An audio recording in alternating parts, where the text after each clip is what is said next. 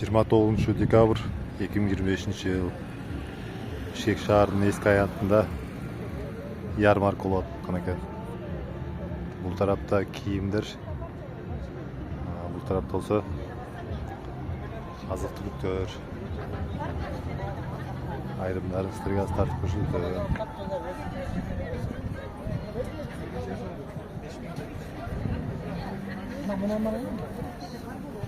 Kaçadan indikler? 5 bin. Kilogramı. Yani kilogramısında 800, 850 son bakımda. Broiler indikler o. Broiler emez. Amaç ne? Altın vermek. Karamaslar mı? 5 bin de.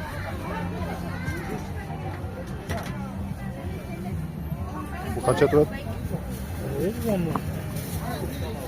Bu kaça turat aksaka? Ya. Kaça turat? 1000 som. 1000 som.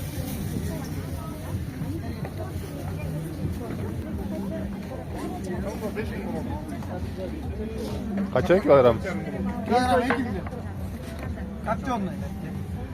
Moşli, soşli, vastoşli de getirir. Şutlarça. 1,5 kilogram.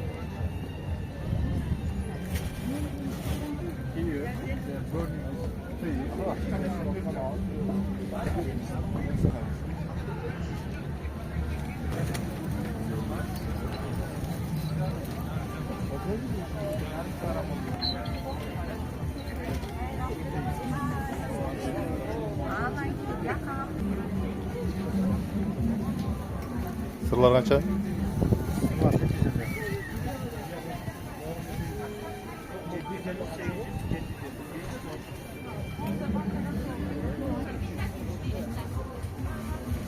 Koyetler kaça? 700-600.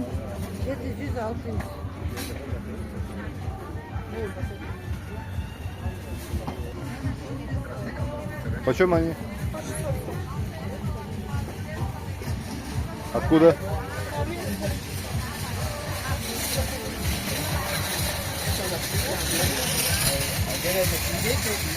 А эти почем?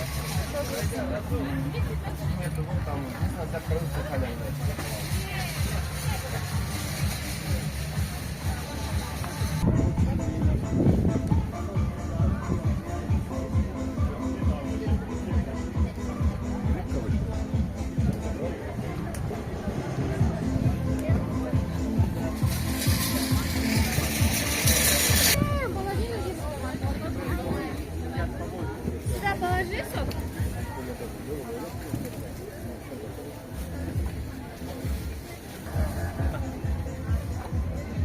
Kaymak. Yukarı gidelim. Kaymak. Kaça? 100 som, 250 som, 300 som. Домашние. Kuşlaklar kaç? 250 som.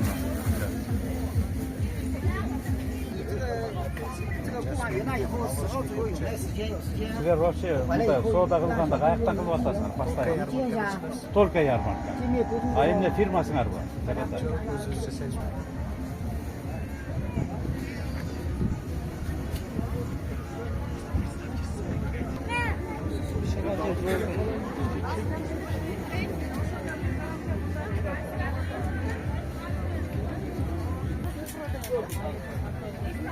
Kaçadan balıklar? Balıklar 450, 500 dön, 350 dön, 650 dön, 550 dön. Kaçtı? Bunda Kazakistan, Kemindiki, burada Kazak, Belovodski,